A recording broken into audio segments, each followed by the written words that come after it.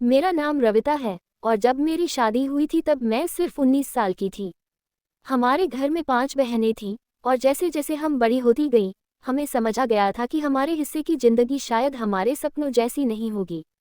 मेरी शादी एक ऐसे घर में हुई जहां रीति रिवाज और परंपराएं कुछ ज्यादा ही सख्त थीं। मेरे पति अपनी मां के बेहद करीब थे, इतना कि वो उनके खिलाफ एक शब्द भी सुनना गवारा नहीं करते थे। मुझे पहले से यह बात समझा दी गई थी, इसलिए कोई उम्मीद लेकर मैं उस घर में नहीं गई थी। मेरी 2 बहनों की शादी भी ऐसे ही घरों में हो चुकी थी। इसलिए जब मेरी शादी हुई और मैंने देखा कि ससुराल में बस सास और ससुर ही हैं, तो बहनों ने ये कहकर ढांढस बंधाया कि चलो कम से कम ज्यादा लोग तो नहीं हैं, वरना बड़े घरों में तो बहुएं अक्सर खो जाती हैं, काम में, तानों में और अपनों की भीड़ में। हर लड़की की तरह मेरे भी मन में एक छोटी सी उम्मीद थी कि शादी के शुरुआती दिन थोड़े खास होंगे। नई दुल्हन को जिस तरह सब खास महसूस कराते हैं, वो सब शायद मेरे साथ भी होगा। जैसे जब वो घर में पहली बार जाती है, सब उसे प्यार से बुलाते हैं, हर कोई उसकी पसंद का ख्याल रखता है, कुछ दिन उसे रानी की तरह ट्रीट किया जाता है। पति भी उसका ध्यान रखते हैं, उसके कहे बिना उसकी ज़रूरतें समझते हैं, हर बात पर मुस्कुराकर जवाब देते हैं। हम लड़कियों को बस इन्हीं कुछ दिनों की उम्मीद होती है कि शादी होगी तो नए कपड़े मिलेंगे, घूमने फिरने का मौका मिलेगा और एक ऐसा हमसफर मिलेगा जो हमारी नाजुक भावनाओं को समझेगा। अगर नाराज हो तो प्यार से मनाएगा, पूछेगा क्या हुआ मेरी जान, क्यों उदास हो, किसी ने कुछ कहा क्या। बस यही छोटी छोटी बातें होती हैं जिनमें हम लड़कियां अपनी पूरी दुनिया देख लेती हैं। मेरे साथ भी वही हुआ जो अक्सर नई दुल्हनों के साथ होता है। शादी के शुरू के कुछ दिन तो जैसे कोई सपना थे, सब मेरा ध्यान रखते थे, बातें मीठी होती थीं, मेरी हर बात पर मुस्कान मिलती थी और मुझे ऐसा लगता था कि शायद मेरी जिंदगी की नई शुरुआत सच में खुशियों से भरी होगी। लेकिन कुछ ही दिनों बाद जैसे सच्चाई का पर्दा उठ गया। मेरी सास ने मेरी चाल ढाल पर उंगली उठाना शुरू कर दिया। तुम चलती कैसी हो, बोलती कैसे हो, खाना बनाना नहीं आता, काम करना नहीं आता। जैसे मेरी हर बात में उन्हें कोई न कोई कमी नजर आने लगी। धीरे धीरे उन्होंने मुझे हर तरह से परेशान करना शुरू कर दिया। जहां मुझे लगा था कि शायद ससुर कुछ समझेंगे, वहां भी उम्मीद टूट गई। वो हमेशा अपनी पत्नी की हर बात में हामी भरते, कभी भी मेरे पक्ष में एक शब्द नहीं बोलते। दोनों ही अभी उम्र में ज्यादा नहीं थे, सास ससुर की शादी बहुत कम उम्र में हुई थी और मेरी शादी के समय मैं 19 की थी, पति 21 के और ससुर करीब 45 साल के। मैंने सोचा था कि शायद कम उम्र होने के कारण वो थोड़ा समझेंगे, थोड़ा साथ देंगे, लेकिन उनकी सोच उतनी ही पुरानी थी जितनी एक 60 साल के बूढ़े की हो सकती है। मेरे लिए उन्होंने घर में ऐसे ऐसे नियम बना रखे थे जैसे मैं कोई नौकरानी हूँ, लेकिन खुद के लिए कोई नियम नहीं थे। मैं एक बात बहुत गौर से देखती थी, सास अपने पति यानी मेरे ससुर पर पूरी तरह हावी थी, जैसे सब कुछ उन्हीं के इशारे पर चलता हो। लेकिन अगर मैं अपने पति से थोड़ी भी राय मांग लेती या कोई बात कह देती तो उन्हें ये बात बर्दाश्त नहीं होती। मैंने तो अपने घर में अपनी माँ को हमेशा चुपचाप अपने पति की बात मानते देखा था। इसलिए मैं समझ ही नहीं पाई कि एक औरत अपने पति को कैसे अपने काबू में रखती है। हमारे संस्कार तो यही सिखाते थे कि पति ही सब कुछ होता है, उसकी सेवा करो, उसकी बात मानो। हमें क्या मालूम था कि जिंदगी को कैसे जीना है, कैसे जवाब देना है, कब चुप रहना है और कब बोलना है। हमारी माँ जैसी थी वैसा ही हमें भी सिखाया। उन्होंने हमेशा यही कहा, पति ही परमेश्वर होता है, जो कहे सुन लो, बिना जवाब दिए। उसके आगे जुबान चलाना ठीक नहीं। मैं तो इसी सोच के साथ ससुराल आई थी, यही उम्मीद लेकर कि शायद मेरी सास मेरी उम्र की समझेगी, मेरी तकलीफों को महसूस करेगी। माँ ने भी कहा था, तेरी सास अभी जवान है, वो तुझे समझेगी। लेकिन ये सब सिर्फ उम्मीदें थीं, हकीकत कुछ और ही निकली। लगता था जैसे उस घर में किसी ने कभी जवानी देखी ही नहीं। कहते हैं न, घर में सिर्फ सास से ही बहुएं परेशान होती हैं, मगर मेरे हालात अलग थे। मेरे लिए तो घर में दो दो सासें थीं, एक असली और एक ससुर के रूप में। दोनों मिलकर जैसे मेरा दम घोंटने को तैयार रहते थे। मेरे पति का काम ऐसा था कि वो घर पर कम ही रहते और जब आते तो मैं दिल की बात कहने की कोशिश करती, सोचती कि मेरा पति ही तो है, उसी से तो बात करूंगी। पर हर बार यही सुनने को मिलता, मैं बाहर के काम से थक कर आया हूँ और यहाँ तेरा झगड़ा खत्म नहीं होता। उसकी हर बात में ताना होता, हर जवाब में शिकायत। मुझे लगता था शायद वो ऑफिस के प्रेशर में है, लेकिन फिर सवाल ये था, क्या मैं उसकी पंचिंग बैग हूँ? क्या मेरी कोई भावनाएं नहीं हैं? जब मैं कुछ कहती वो उल्टा शक करने लगता, तुम मुझसे कुछ छुपा रही हो। धीरे धीरे मैंने उससे बात करना ही छोड़ दिया। मैंने खुद को उसकी मौजूदगी में भी अकेला महसूस करना शुरू कर दिया। जिंदगी जैसे एक खामोश नरक बन गई थी जहां न कोई समझने वाला था, न कोई सुनने वाला। जो थोड़ी बहुत तवज्जो शुरुआत में ससुर से मिली थी, वो भी धीरे धीरे तानों और निगाहों में बदल गई। मैं कपड़े लेकर छत पर जा रही थी ताकि उन्हें धूप में सूखा सकूं। तभी मेरी सास ऊपर आ गईं। उन्होंने मुझसे कहा, कपड़ों की बाल्टी यहीं रख दो, मैं खुद फैला दूंगी, वैसे भी धूप सेंकने आई हूं। उनके हाथ में कुछ खाने पीने की चीजें भी थीं। मैंने हामी भर दी और मन ही मन सोचा, मुश्किल काम तो मुझसे करवा लिया, अब आसान काम खुद करके मुझ पर एहसान जता रही हैं। साथ ही उन्होंने कहा, जाकर मेरे कमरे की सफाई कर दो। उनका कमरा घर के पीछे की तरफ था, इतना अलग थलग कि वहां जाकर किसी को बाहर की आवाज सुनाई भी नहीं देती थी। उन्होंने खुद ही ऐसा कमरा चुना था जहां कोई अंदर हो तो उसे कोई बाहर से बुलाए भी तो आवाज न पहुंचे। कई बार मेहमान आ जाते थे और हम चाहकर भी उन्हें आवाज नहीं दे सकते थे। मैं उनके कमरे की सफाई में लग गई। तभी अचानक कुछ गिरने की आवाज आई। मुझे लगा कोई बिल्ली होगी, इसलिए ध्यान नहीं दिया, लेकिन कुछ ही पलों में मन बेचैन हो उठा। मैं बाहर आई तो जो देखा, वो देखकर जैसे पैरों तले जमीन खिसक गई। मेरी सास नीचे आंगन में गिरी पड़ी थी। छत से गिरने के बाद उनकी हालत ऐसी थी कि साफ लग रहा था अब कुछ नहीं किया जा सकता। उनके पास ही एक फेंका हुआ केले का छिलका पड़ा था, शायद वो उसी पर फिसलकर नीचे गिरी थी। मैं घबरा गई, कुछ समझ नहीं आया कि क्या करूं। तुरंत अपने पति और ससुर को फोन किया। उन्हें फौरन अस्पताल ले जाया गया, लेकिन रास्ते में ही उन्होंने दम तोड़ दिया।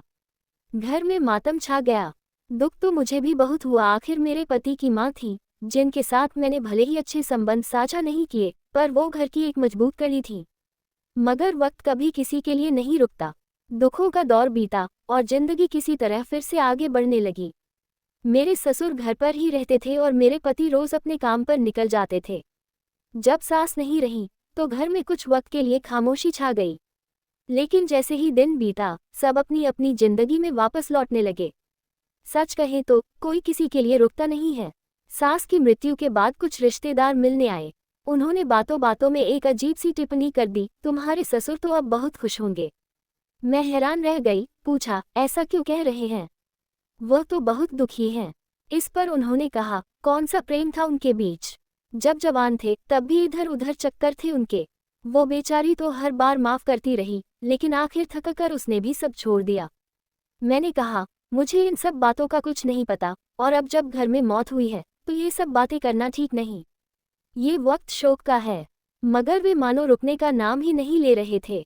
कहने लगे, हम जानते हैं उसने तुम्हारा जीना भी मुश्किल कर रखा होगा। अब देखो, ईश्वर ने खुद ही न्याय कर दिया, अपने ही फेंके हुए केले के छिलके पर फिसल कर चली गई। ऐसी मौतें किसी न किसी कारण से ही होती हैं, जो जैसा करता है वैसा ही भुगतता है। मैं समझ नहीं पा रही थी कि ये लोग मुझे सांत्वना देने आए हैं या मेरी सास की निंदा करने। कोई कहता, अच्छा हुआ, अब तुम्हारे ससुर की बारी है। लगने लगा जैसे पूरा खानदान ही उन्हें पसंद नहीं करता था। ये बातें सुनकर मन और भारी हो गया।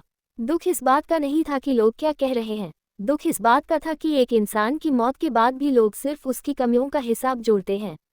क्या मरने के बाद भी इंसान को चैन नहीं मिलता? एक दिन मैं रोज की तरह घर के कामों में व्यस्त थी। गर्मी भी जोरों की थी और पसीने से तरबतर हो गई थी। तभी मुझे ऐसा लगा जैसे कोई मेरे पीछे खड़ा है। जैसे ही मैंने पलटकर देखा, मेरे ससुर थे। मैंने हौले से पूछा, जी बाबूजी, कुछ चाहिए था आपको? उन्होंने मेरी ओर पानी का गिलास बढ़ाया और कहा, इतनी देर से गर्मी में काम कर रही हो, पानी पी लो। ये घर तो बड़ा मनहूस है, कहीं तुम्हें भी कुछ हो न जाए। अपना ध्यान रखा करो। मैं तो चौंक ही गई।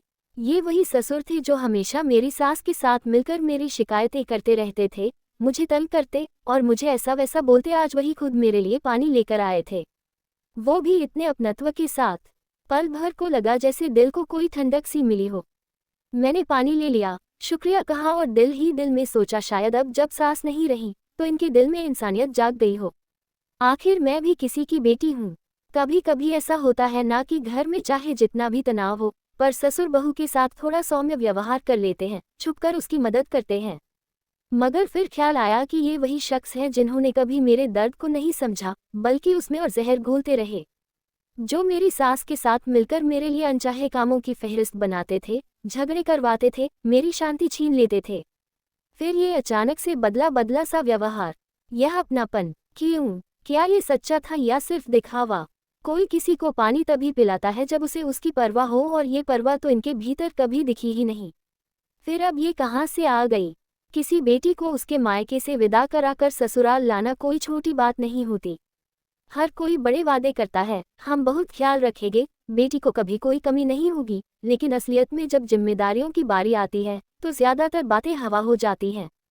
हो सकता है कि सास के जाने के बाद मेरे ससुर का रवैया थोड़ा बदला हो, शायद उनका दिल थोड़ा मुलायम हो गया हो। पर क्यों और कैसे, ये बात मेरी समझ से बाहर थी। मैंने जब ये सब अपनी मम्मी से साझा किया तो वो भी हैरान रह गईं। उन्होंने कहा, शायद इसलिए क्योंकि उनकी पत्नी अब इस दुनिया में नहीं रही। मैंने सुना है वो अपनी बीवी से बहुत प्यार करते थे, दोनों ने तो प्रेम विवाह किया था। जब ऐसा हमसफर साथ ना रहे तो इंसान का दिल भी टूट जाता है और मिजाज बदल जाता है। मैंने अपनी मम्मी से कहा, मम्मी, शायद आपको जो बातें सुनाई गई है वो सच नहीं है। रिश्तेदारों का कहना है कि वो अपनी पत्नी से बिल्कुल भी अच्छे नहीं थे, हमेशा झगड़े होते थे। इस पर मम्मी मुस्कुरा कर बोली, बेटा, रिश्तेदारों से सच की उम्मीद मत किया कर। वे तो अक्सर दूसरों के दुख में भी झूठी कहानियां ही जोड़ते हैं। घर का माहौल अजीब सा था, न कोई बात करता, न कोई चैन से जीने देता, जैसे हर वक्त एक बोझ लटका हो। मैंने गलती से एक दिन टीवी चला लिया, सोचा थोड़ा मन बहल जाएगा, लेकिन मेरे पति को ये बात बिल्कुल नागवार गुजरी। वो मुझसे उलझ पड़े, जैसे मैंने कोई बड़ा गुनाह कर दिया हो, जबकि उनकी मां को गुजरे हुए 20 दिन हो चुके थे। लोग तो 8-10 दिन में ही रोजमर्रा की जिंदगी में लौट आते हैं। मैं चुप हो गई, बहस नहीं की, सिर्फ इतना कहा, माफ कर दो, ऐसे ही बैठी थी, मन बहुत भारी था। उन्होंने मुझसे कहा, तुम्हें क्या पता हमारा दिल कितना भारी है, मेरी बीवी अब इस दुनिया में नहीं रही। एक शाम की बात है, सूरज ढल रहा था, घर में उदासी पसरी थी, तभी मेरे ससुर मेरे लिए चिकन पकोड़े लेकर आए। मैं सच में हैरान रह गई, उन्होंने आज मेरे लिए कुछ लाया। ये तो वही इंसान थे जो हमेशा अपनी पत्नी के लिए बाहर से स्वादिष्ट चीजें लाया करते थे, दोनों मिलकर खाते, हंसी मजाक करते, कभी कभी तो रात भर उनके कमरे से फिल्म देखने और ठहाकों की आवाजें आती थीं। हम उनके लिए घर में होते हुए भी जैसे कोई मायने नहीं रखते थे। पकोड़े आते थे पर हमें नहीं पूछते थे। जब भी मैंने चिकन पकौड़ा बनाया, सासू माँ ने कहा, तेरे हाथ में वो बात नहीं जो बाहर के खाने में होती है। ये बात सुन सुनकर दिल दुखता था, फिर भी कोशिश करती थी कि शायद कभी पसंद आ जाए। उस दिन जब ससुर ने पकोड़े लाकर मेरे सामने रखे तो मैंने पूछा, क्या आपको अम्मा की याद आ रही है? क्या ये वही पकोड़े हैं जो उन्हें पसंद थे? क्या आप उन्हें भोग लगाते हैं? मैंने ये इसलिए पूछा क्योंकि मैंने सुना था कि किसी के जाने के बाद अगर उसकी पसंदीदा चीज उसे अर्पित की जाए तो वो आत्मा तक पहुंचती है। शायद ससुर भी यही कर रहे हों। लेकिन उनकी बात सुनकर मैं थोड़ी असहज हो गई। उन्होंने कहा, कहाँ खो गई? खा लो, ये बहुत अच्छा है और अपने पति को बताने की जरूरत नहीं है, वह आने से पहले खा लेना। ये बात मेरे मन में खटक गई। वो स्वाद की बात नहीं थी, बल्कि उस नियत की जो उस पल उनकी बातों से झलक रही थी। ये वही ससुर थे जो कभी मेरी सास के साथ मिलकर मेरी हर बात में कमी निकालते थे, अब अचानक इतना नर्म बर्ताव, इतनी आत्मीयता। कहीं कुछ तो था जो सही नहीं लग रहा था। मैंने कहा, नहीं, ऐसा ठीक नहीं लगेगा। अगर उन्हें पता चल गया तो? वो मुस्कुराए और बोले, उसे कुछ नहीं पता चलेगा। वैसे भी उसे तुम्हारी फिक्र कब थी? उसे तो अजीब चीजों में दिलचस्पी है, तुम तो उसके लिए कोई मायने नहीं रखती। सच कहूं तो उनकी बातों में कड़वा सच था, मेरे पति को मेरी चिंता कभी रही ही नहीं। न मेरे हालात, न मेरे जज्बात, कुछ भी। मैंने सोचा चलो एक बार खा ही लेती हूँ, और वो चिकन पकौड़ा खा लिया। लेकिन उसे खाने के बाद न जाने कैसी अजीब सी थकान ने मुझे घेर लिया और फिर मुझे कुछ भी याद नहीं। जब मेरी आंख खुली तो मैं हैरान रह गई। मैं अपने कमरे में नहीं थी, मैं अपने ससुर के कमरे में थी। दिल जोर जोर से धड़कने लगा। ये कैसे हो सकता है? मैं जल्दी से बाहर निकली तो देखा मेरे पति बाहर खड़े हैं। उन्होंने सवाल किया, तुम वहाँ क्या कर रही थी? मैंने जवाब दिया, मैं तो अपने कमरे में सो गई थी और आपके आने से पहले ही नींद लग गई थी। उन्होंने गुस्से में कहा, मैं कमरे में आया था, तुम वहीं सो रही थी, फिर अचानक रात को उठकर वहाँ कैसे चली गई? मैंने कहा, मुझे नहीं पता, मुझे याद भी नहीं कब गई, कैसे गई। मेरे ससुर ने बात संभाली। मैं सुबह उठा तो यह मेरे कमरे में सो रही थी। मैं चुपचाप बाहर निकल आया। बच्ची है, गलती हो गई होगी, इस पर इतना नाराज क्यों हो रहे हो? उन्होंने मेरे पति को शांत किया और वो भी चुप हो गए। मगर मैं भीतर से कांप रही थी। मैंने पूरा दिन यही सोचते हुए गुजारा कि अगर मैं अपने कमरे में सोई थी तो फिर ससुर के कमरे में कैसे पहुंच गई। क्या सच में यह गलती थी या कुछ ऐसा जो मैं समझ नहीं पा रही थी। हम ज्यादा पढ़े लिखे तो नहीं थे, इसलिए बहुत सी बातों की समझ भी नहीं थी। इन दिनों घर में काफी मेहमान आ रहे थे, सास के निधन का अफसोस जताने के लिए। कई मेहमान तो रात भर रुक जाते थे। उसी दौरान ये अजीब घटना हुई। मैं अपने कमरे में सोई थी, लेकिन सुबह उठी तो ससुर के कमरे में पाई गई। अब ये बात धीरे धीरे सबके सामने आ गई और कुछ मेहमान इस पर हंसी उड़ाने लगे। कैसी लड़की है ये, एक ने कहा, जिसे न घर की मर्यादा का ध्यान है न अपनी इज्जत की फिक्र। आप तो इसे बेटी मानते हैं। किसी और ने ताना मारा, लेकिन कोई और होता तो कब का बात बना चुका होता। मेरे पति बहुत नाराज हो गए। उन्होंने मुझे बुरी तरह डांटा और गुस्से में बोले, क्यों बार बार मेरे पिता के कमरे में जाती हो? क्या तमाशा बना रखा है? मैंने घबरा कर जवाब दिया, मैं क्यों जाऊंगी वहां?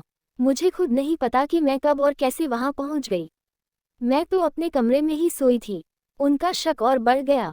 कहीं ऐसा तो नहीं कि कोई तुम्हें वहां रखकर भूल जाता है?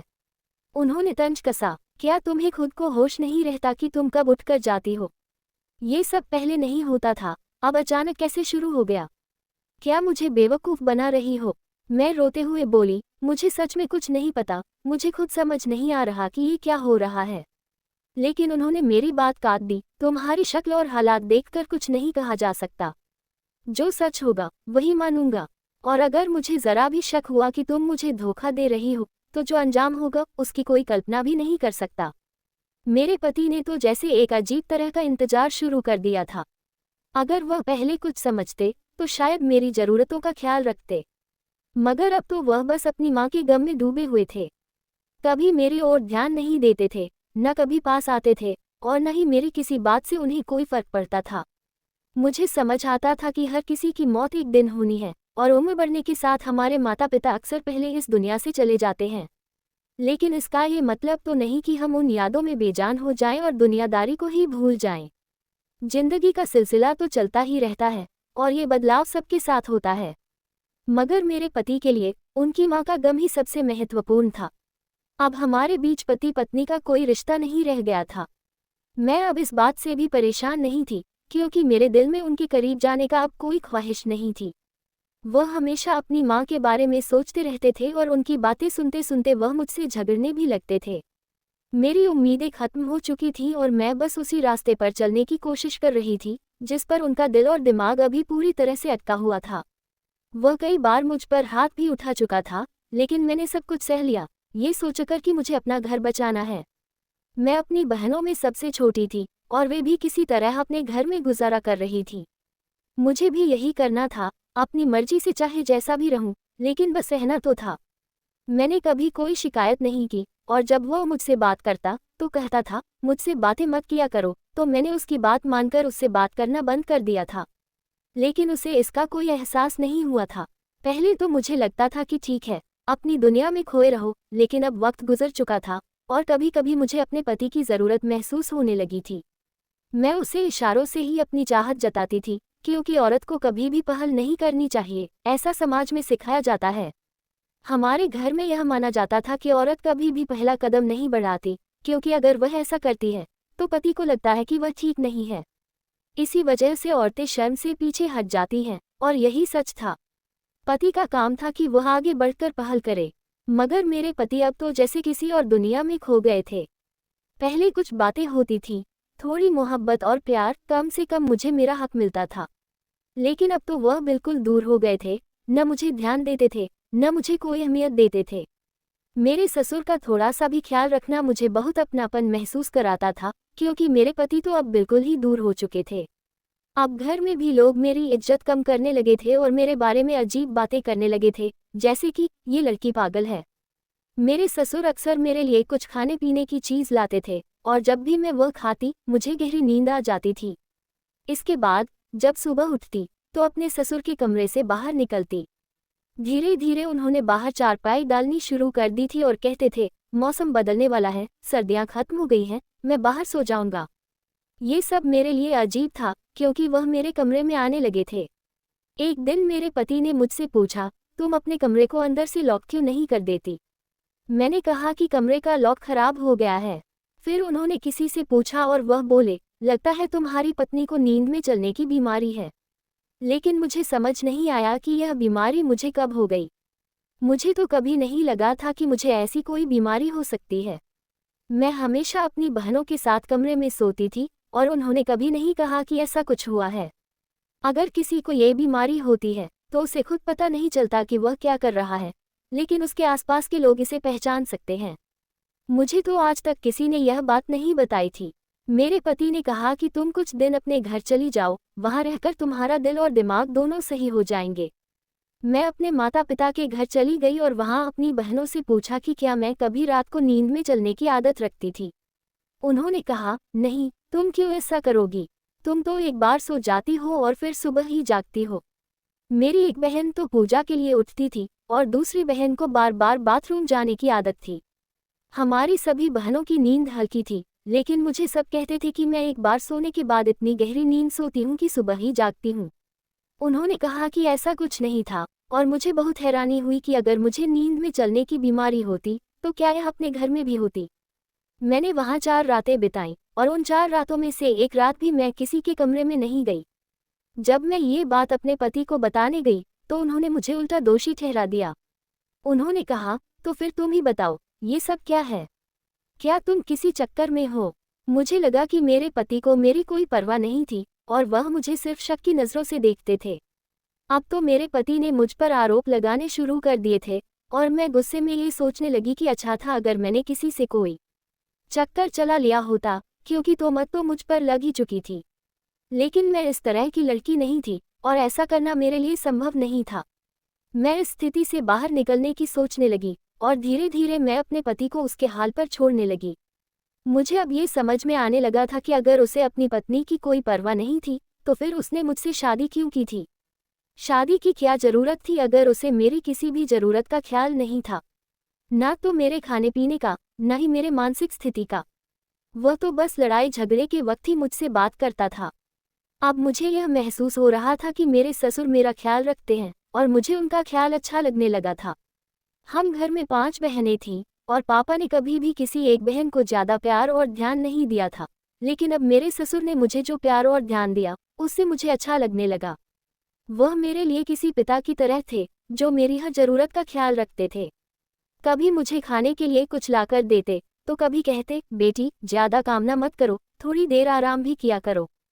फिर खुद ही चाय बनाकर मुझे कहते कि चलो मिलकर चाय पीते हैं। मुझे लगने लगा था कि मेरे ससुर के साथ मेरी एक अच्छी दोस्ती बन गई है, क्योंकि दोस्ती हर रिश्ते में किसी न किसी तरह जुड़ी होती है और हम सभी अपने रिश्तों में एक अच्छा दोस्त तलाशने की कोशिश करते हैं।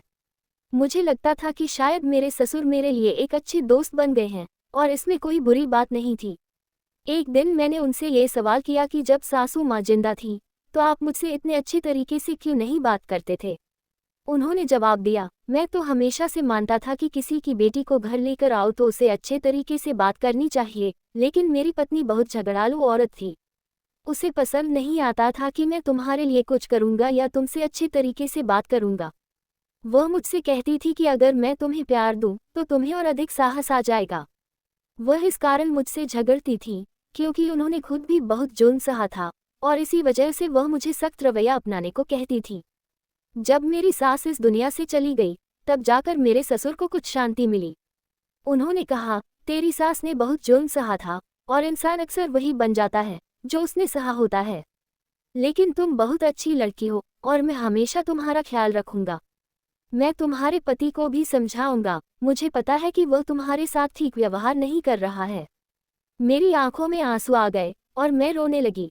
मैंने कभी अपने घरवालों से अपनी परेशानियों के बारे में नहीं बताया था, क्योंकि उन्होंने हमेशा कहा था, ससुराल की बातें हमें मत बताना, छोटी मोटी बातें तो होती रहती हैं और अपने घर को चलाने के लिए कभी कभी बहुत कुछ सहना पड़ता है। मेरे ससुर ने मुझे तसल्ली दी, मेरे सिर पर हाथ रखा और कहा, पागल मत रो, मैं हूं ना। मैं अपने बेटे को भी समझाऊंगा और तुम्हारा भी ख्याल रखूंगा। परेशान होने की कोई ज़रूरत नहीं है। इसके बाद मैं भी उनके साथ ज़्यादा वक्त बिताने लगी। उनके लिए खाने पीने की चीज़ें बनाती और चाय बनाकर घंटों उनके साथ बैठकर बातें करती थी। एक दिन मेरे पति घर आए और कहने लगे, घर में सब ठीक है? ससुर से फुर्सत मिल जाए तो मुझे भी देख लेना। मैंने जवाब दिया, आप किस तरह की बातें कर रहे हैं? गुस्सा क्यों कर रहे हैं? आपको खुश होना चाहिए कि मैं आपके पिता का ख्याल रख रही हूँ। एक दिन जब मैं घर के कामों में व्यस्त थी, अचानक मेरी तबीयत बहुत खराब हो गई और मैं बेहोश हो गई। जब मुझे होश आया तो हमारी एक रिश्तेदार मेरे सामने बैठी थी और कह रही थी, बधाई हो, ये खुशी की बात है क्योंकि तुम माँ बनने वाली हो। मेरे पति उस वक्त घर पर नहीं थे, लेकिन मेरे ससुर बहुत खुश थे और खुशी का जश्न मना रहे थे। मैं भी सोचने लगी कि जब मेरे पति घर आएंगे तो उन्हें ये खुशखबरी सुनाऊंगी, वह भी बहुत खुश होंगे। वह महिला मुझसे कहने लगी, बेटा, सब कुछ ठीक हो जाएगा, और अगर भगवान ने तुम्हें बेटी दी तो उसका नाम तुम्हारी सास के नाम पर रखना। उनकी कमी कुछ हद तक पूरी हो जाएगी। हालांकि मेरा ऐसा करने का कोई इरादा नहीं था, लेकिन इस वक्त मैं अपनी खुशी में बहुत खुश थी। मेरे ससुर ने मिठाई मंगवाई और सबका मुंह मीठा कराया। उन्होंने हमारी रिश्तेदारी और मोहल्ले में भी मिठाई बांटी, सबको ये खुशखबरी दी। रात को जब मेरे पति घर आए और उन्हें मिठाई का कारण पता चला तो उन्होंने कहा, क्या खुशखबरी है? कुछ अच्छा नहीं है, मेरी नौकरी भी खतरे में है, तुम्हें क्या खुशी है जो मिठाई बांट रहे हो? मेरे ससुर ने उन्हें बताया कि अब तुम्हें परवाह करने की जरूरत नहीं है क्योंकि तुम पिता बनने वाले हो। मुझे लगा कि मेरे पति को कोई प्रतिक्रिया तो होगी, लेकिन वह चुपचाप अपने कमरे में चले गए। मेरे ससुर भी हैरान थे। जब मैं कमरे में गई तो मैंने उनसे पूछा, आपको खुशी नहीं हुई? उन्होंने जवाब दिया, यह क्या मजाक है? ऐसी कोई बात नहीं है, आप लोग मजाक कर रहे हो। मैंने कहा, यह मजाक नहीं है, मैं अभी डॉक्टर से सारी बातें पूछकर आई हूँ, आप किस तरह की बातें कर रहे हैं? मेरे पति ने कहा, ये तो मजाक हो सकता है। उनकी शक्ल से यह साफ था कि वह पूरी तरह से मुंह मोड़ रहे थे, लेकिन वही कैसे कह सकते थे कि बच्चा उनका नहीं है? अगर यह उनका नहीं था तो फिर किसका था? ये वक्त था जब वह मजाक कर रहे थे, लेकिन मुझे समझ में नहीं आ रहा था कि वह ऐसा क्यों कह रहे थे। मैंने यह बात अपने ससुर को बताई तो उन्होंने एक अजीब सा जवाब दिया। उन्होंने कहा, अपने पति को छोड़ दो और अपनी खुशी में खुश रहो, मैं हूं ना तुम्हारे साथ। ये बात मुझे बहुत अजीब लगी, क्योंकि मैं अपने पति को कैसे छोड़ सकती थी, खासकर जब वह मेरा जीवन साथी है। मैं कैसे उसके इस रवैये से बेपरवाह हो सकती थी? उस दिन मेरा मूड बहुत खराब था और मैंने खाना भी नहीं खाया और सो गई। कुछ ही मिनटों में मैं एक अजीब महसूस करने लगी। मुझे यह महसूस हुआ कि मेरे ससुर मुझे उठाकर अपने कमरे में ले जाने की कोशिश कर रहे थे, शायद वह सोच रहे थे कि मैं बेहोश हूँ। तभी मैंने शोर मचाया और मेरे पति भी जाग गए और सब कुछ देखा। मेरे ससुर घबराए हुए थे और जो सच सामने आया वह बहुत चौंकाने वाला था। मेरे ससुर जब भी मेरे लिए खाना लाते थे उसमें नींद की दवाएं मिला देते थे, जिससे मैं बेहोश हो जाती थी। फिर वह मुझे उठाकर अपने कमरे में ले जाते थे। इसके साथ ही वह मेरे पति के कान भरते थे, जिससे वह मुझसे दूर हो गया था। ये सब जानकर मैं पूरी तरह से हैरान रह गई और मुझे ऐसा महसूस हुआ जैसे मेरे सिर पर आसमान गिर पड़ा हो। मेरे पति भी पूरी तरह से शॉक में थे। मैंने अपने ससुर को पुलिस के हवाले कर दिया और शुक्र है कि इस बार मेरे पति ने मेरा साथ दिया। जो कुछ भी हुआ वह बेहद दर्दनाक था। उस समय मुझे ऐसा महसूस हो रहा था कि मैं मर जाना चाहती हूँ, क्योंकि सब कुछ असहनीय हो गया था। जब मेरे ससुर जेल से बाहर आए तो वह कभी हमारे घर नहीं आए। अब मेरे पति का रवैया मेरे प्रति सुधर गया है, लेकिन फिर भी मेरी जिंदगी अब वैसी नहीं लगती जैसी पहले थी। ये सब एक अजीब मोड़ पर पहुंच चुका था। ससुराल में कई अजीब घटनाएं घट रही थीं और मैं समझ नहीं पा रही थी कि आखिरकार हो क्या रहा है। मेरे ससुर का व्यवहार मेरे प्रति बदल चुका था और हर बार जब वह मुझे खाने पीने की चीजें देते, मुझे बेहोशी जैसी नींद आ जाती थी। ये सब मुझे मानसिक रूप से थका रहा था और मैं ये समझ नहीं पा रही थी कि आखिर ऐसा क्यों हो रहा है। शुरुआत में मैंने सोचा था कि शायद मेरी सास के निधन के बाद घर में तनाव फैलने की वजह से हर किसी का व्यवहार बदल रहा है, लेकिन अब यह मामला काफी बढ़ चुका था और मुझे ये सोचने पर मजबूर कर दिया कि क्या यह मुझे नींद में चलने की बीमारी हो गई है। इस सवाल का कोई संतोषजनक जवाब मुझे नहीं मिला। मेरे पति का मुझ पर विश्वास न करना, हर किसी का अजीब व्यवहार और सबसे बड़ी बात मेरी खुद की हालत, ये सब मिलकर मेरी जिंदगी को नर्क बना रहे थे। एक दिन मुझे अपनी मम्मी से बात करने का मौका मिला और मैंने उन्हें सब कुछ बताने का फैसला किया। कैसे मैं बार बार अपने ससुर के कमरे से उठकर वहां चली जाती थी, कैसे मेरी नींद के दौरान अजीब घटनाएं घट रही थी। मेरी मम्मी ने सुना और कहा, बेटी, हो सकता है कि तुम्हारे साथ कुछ गलत हो रहा हो। किसी ने तुम्हें कुछ दिया हो या तुम्हें खाने में कोई चीज़ दी हो, इसलिए ये सब हो रहा है। तुम्हें इस बारे में सतर्क रहने की ज़रूरत है। उनकी बातें सुनकर मैं और भी हैरान हो गई। अब मुझे ये समझ में आया कि मुझे अपनी स्थिति से बाहर निकलने का रास्ता ढूंढना होगा। मैंने खुद से वादा किया कि अब मुझे सतर्क रहना होगा। मैंने फिर से अपने पति से बात करने की कोशिश की, लेकिन वह अभी भी मुझे दोषी मानते रहे। एक रात जब मेरे ससुर ने फिर से खाने की चीज़ लेकर भेजी तो मैंने उसे चुपके से फेंक दिया। इस बार मैंने पूरी तरह से होश में रहकर सोने का फैसला किया। जब सुबह उठी तो पाया कि मैं अपने कमरे में थी, और यह पहली बार था जब कुछ भी अजीब नहीं हुआ था। अब मुझे पूरा यकीन हो गया कि कुछ गड़बड़ है और यह सिर्फ एक बीमारी नहीं थी।